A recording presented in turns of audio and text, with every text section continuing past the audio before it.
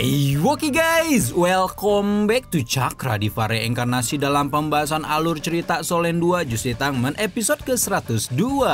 Seperti biasa kita review dulu pembahasan alur cerita episode sebelumnya di mana Yuho telah keluar dari pelatihan panjang dan mendapatkan lonjakan kekuatan plus bonus skin baru yang makin ganteng tapi tetap soleh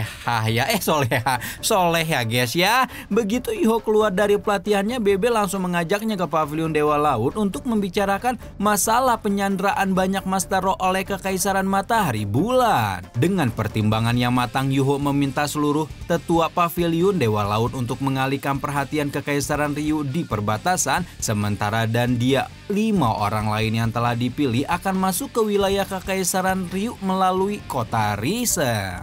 Nah, di episode kali ini kita akan melihat upaya Yuho dan kawan-kawan mencari tahu informasi para Sandra yang justru mempertemukannya dengan seorang Master Roh jahat dengan roh pelindung kutukan yang telah bermutasi menjadi roh pelindung pembalasan dendam, hingga membuatnya harus melakoni pertempuran kekuatan mental dengan Master Roh jahat untuk pertama kalinya. Gimana cerita selanjutnya? Langsung aja atuh kita terobos.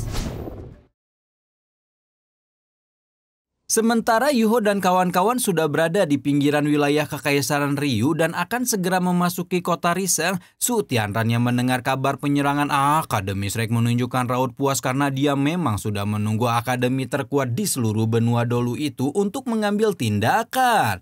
Su Tianran bahkan memanggil guru negara alias Zhongling Wu untuk segera datang dan menyelenggarakan rapat istana dalam rangka menyambut penyerangan ini. Namun ketika Su Tianran sudah sangat antusias untuk berperang dengan Akademi Shrek, Juzi justru menunjukkan pemikiran yang berbeda, di mana permaisuri kekaisaran itu merasa penyerangan seluruh Master Dunia Roh Akademi Shrek ini sangatlah aneh, seolah mereka sengaja menggelontorkan kekuatan untuk menarik perhatian.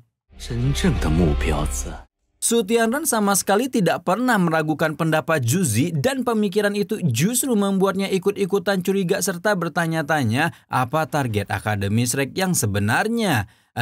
Ketika Su Tianran dan antek-antek dajalnya sudah merasa curiga, Yuho dan kawan-kawan baru saja sampai di gerbang kota Riseng dan menyaksikan sendiri bagaimana ketatnya penjagaan di tempat tersebut. Yuho melihat ada banyak meriam jiwa dari berbagai level serta alat pendeteksi jarak jauh dari segala medan. Selain itu, Yuho juga merasakan ada berbagai alat deteksi yang terpasang baik di sekitar gerbang maupun di udara, sehingga bahkan seekor lalat pun akan terdeteksi kalau memasuki jangkauan alat pembimbing roh. Namun yang membuat Yuho sangat pusyang adalah alat pendeteksi kekuatan di depan gerbang kota, di mana alat tersebut berfungsi untuk mencegah Master Roh memasuki kota Rise.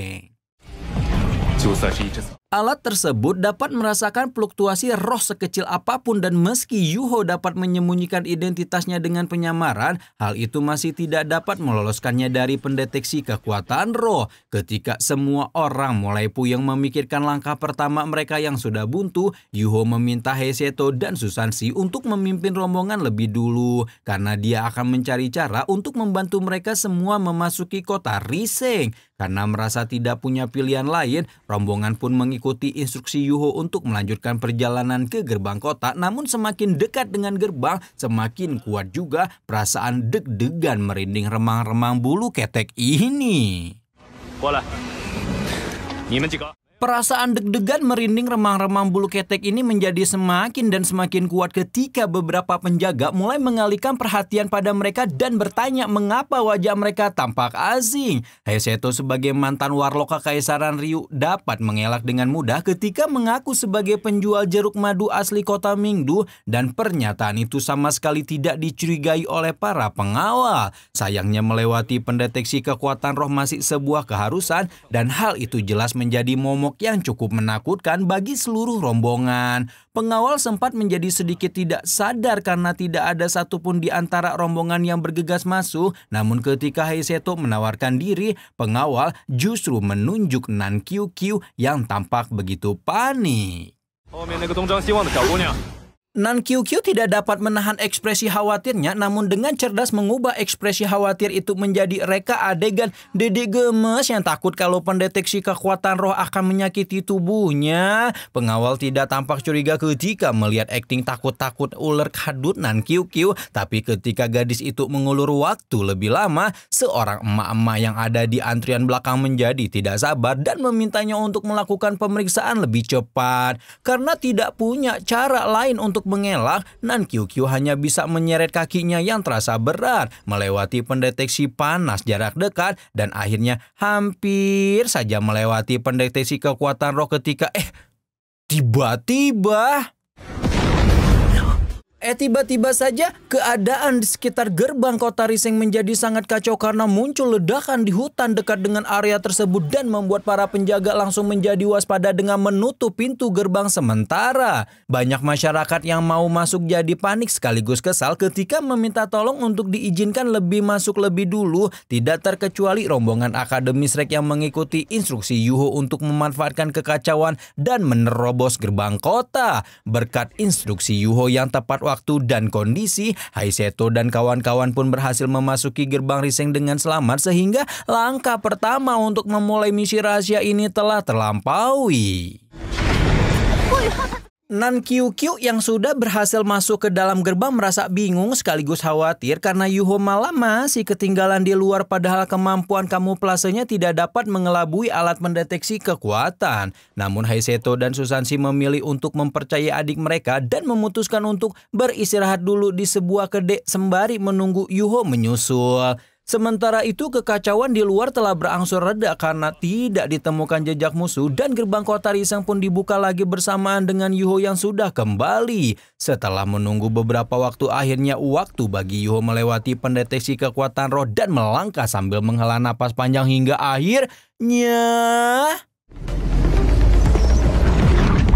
Akhirnya tanpa diduga-duga, Yuho melewati alat mendeteksi kekuatan roh dengan sangat lancar. Jaya sejahtera sentosa di mana hal ini Yuho lakukan karena dia telah berlatih menyembunyikan seluruh kekuatan roh di dalam dantian selama pelatihan panjangnya. Meskipun Yuho sudah melewati gerbang, rekan-rekan yang sudah masuk kota lebih dulu masih tidak tahu dan akhirnya mau tidak mau mulai mengkhawatirkan Yuho yang tidak kunjung datang. Susanshi yang tidak bisa menahan kekhawatiran memutuskan untuk keluar kedai dan mengamati situasi sekitar. Namun masih tidak melihat Yuho dan mulai berpikir apakah adik seperguruannya itu sudah tertangkap. Namun kekhawatiran Susanshi segera berubah menjadi keterkejutan sekaligus kelegaan ketika melihat Yuho tiba-tiba muncul di belakangnya sebelum kemudian membawanya masuk ke dalam kedai dan berkumpul dengan rombongan lainnya. Yuho menceritakan bahwa dia sudah melakukan beberapa pemeriksaan dan tidak menemukan ada tanda-tanda Master Roh di dalam kota Riseng. Hal ini kemungkinan besar karena para Master Roh itu dialokasikan untuk menjaga para sandera dan para sandera seharusnya ditahan pada tempat yang sangat tersembunyi seperti ruang bawah tanah. Nan QQ yang merasa sudah semakin dekat dengan ibunya menjadi tidak sabar dan meminta Yuho untuk segera memberikan instruksi lain agar mereka bisa melanjutkan pencarian. Namun, Yuho memilih untuk menyudahi dulu operasi mereka hari ini dan beristirahat terlebih dahulu sebelum melanjutkan misi esok harinya. Singkat cerita, malam hari telah berlalu dan pagi hari pun tiba ketika Yuho dan kawan-kawan mulai menjalankan operasi pencarian informasi mereka dengan menyebarkan dengan berbagai identitas untuk mencari informasi sebanyak mungkin. Susanshi dan Ji Jo-chan akan menyasar distrik bisnis sebagai pengusaha. Haiseto dan Ye Guyi akan menyamar sebagai pedagang jeruk untuk mencari informasi dari masyarakat sipil, sementara Yuho dan Nan QQ bertugas mencari informasi dari kalangan militer dan penjaga kota. Tapi ini bocah satu diajakin nyari informasi malah heboh sendiri, takut disuruh akting jadi pasangan, seolah khawatir kesuciannya akan direnggut dan menjadi tidak laku di masa depan. Meskipun Yuho tidak habis pikir dengan pemikiran Nan QQ yang agak di luar ekspedisi BMKG, namun masih harus melanjutkan operasi demi mendapatkan informasi tentang keberadaan para sandera. Tidak hanya Yuho yang berjibaku mencari informasi, rombongan yang lain pun menajamkan mata dan telinga serta melakukan semua yang mereka bisa untuk mencari sebanyak mungkin informasi. Ji Juochan menyelinap ke tengah kota untuk bertanya tentang keberadaan orang-orang sekte Roh Kudus, tapi malah menimbulkan kecurigaan meskipun akhirnya bisa melarikan diri. Sementara Susansi dengan mode fuckboy-nya menggait para ciwi-ciwi sosialita bermodus sosial eksperimen tebak-tebakan sambil bagi-bagi duit. Nan QQ yang akhirnya dikirim untuk menjelajah kota bersama Ye Guyi saking Yuho sudah tidak sanggup juga berusaha keras merayu abang-abang Halode penjaga kota, meskipun pada akhirnya seluruh upaya itu masih tidak membuahkan hasil yang memuaskan. Yuho sendiri akhirnya memutuskan untuk berjalan sendirian sambil terus menyebarkan deteksi spiritual berharap dapat menangkap sekecil apapun keanehan yang ada di kota ini. Namun setelah menjelajah begitu banyak sudut kota Riseng dari ujung sampai ujung, Yuho masih tidak mendapatkan informasi penting apapun terkait Sandra, begitu pula anggota kelompoknya yang lain, di mana hal ini mau tak mau membuat mereka mulai merasa putus asa.